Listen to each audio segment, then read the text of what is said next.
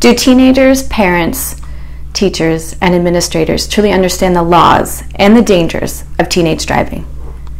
Andrew's Choice is a campaign started by a mother who lost her teenage son Andrew in a tragic car accident. This campaign aims to shed light on these dangers. We hope that after watching this video that you have a better understanding that you, as an individual, have the power to make safer and better decisions when getting into a car, whether as the driver or as the passenger. It's been a long time. Yeah. I need lunch. Yeah, for sure. Hey, do y'all want to join us to go to lunch? Yeah, sure. Where do you want to go? There's Chick-fil-A. Sonic. Wendy's. P. Terry's. Chipotle. Oh wait, but I have a chem test next class, so I've got to be back on time. Okay. P. Terry's is pretty quick. Okay, Yeah. sounds good. Maggie can drive to save gas. Yeah, that sounds good. Yeah. Let's do that. Domino's. I stay out too late. Got nothing in my brain. That's what people say. That's what people say. I go on too many dates, but I can't make them stay.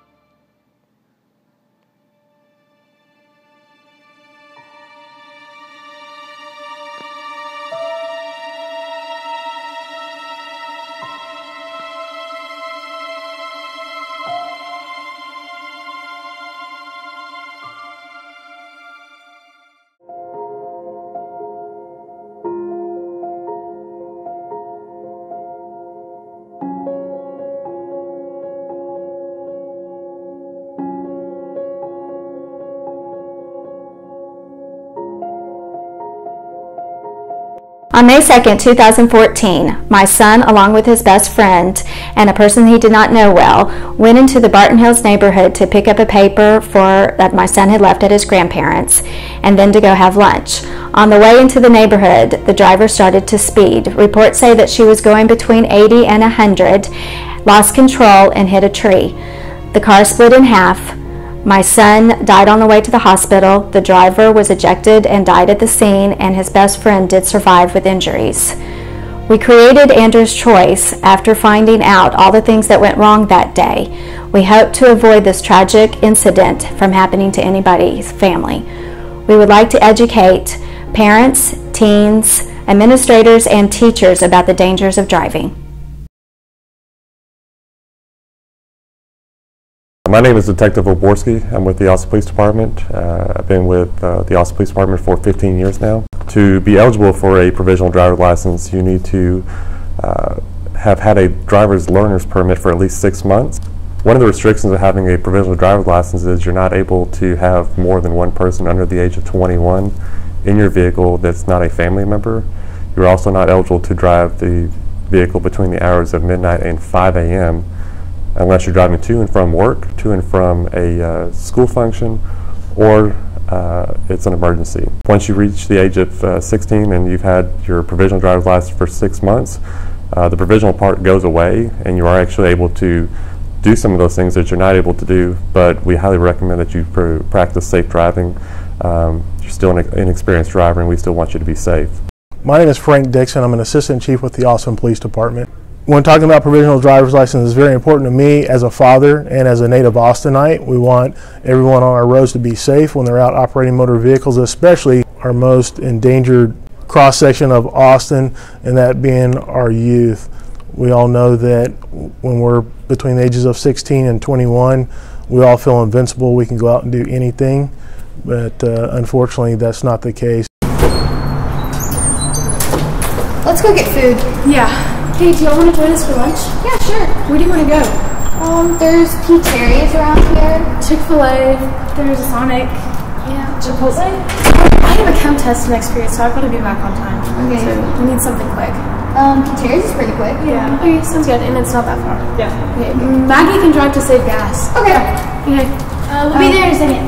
Okay. I don't really know Maggie that well, so we probably shouldn't drive with her. Yeah. So I'll just tell him that I forgot something and we'll meet him there. Andrew Newton was my best friend. We had known each other for 6 or 7 years. On the day of the car accident, I had not known what happened. We had lunch plans. Me and my friend waited at his car for about 15-20 minutes before leaving. We were both mad at him. We didn't know what had happened. After school, when I found out about the news, I was furious at both myself and the world. How could I lose my best friend? And how could I be mad at him for such a petty thing? I urge drivers to be safe and to not drive recklessly. Make sure you only have one other driver with you, or you could lose someone, just like I lost my best friend. This affects families. This affects communities.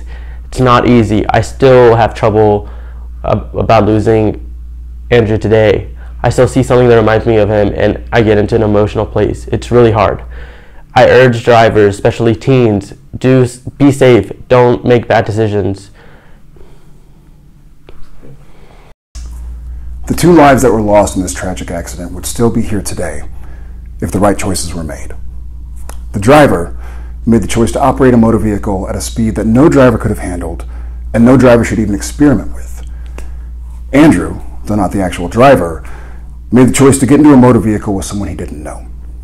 A motor vehicle that already had too many passengers, which is another factor that is shown to increase the risk of careless and reckless driving. Even though our provisional license laws are only enforced for 6 months, there's no logical reason to believe that any driver would be any more responsible or experienced than they were the day before. Studies in science suggest that the human brain is not fully developed until around 25 years old.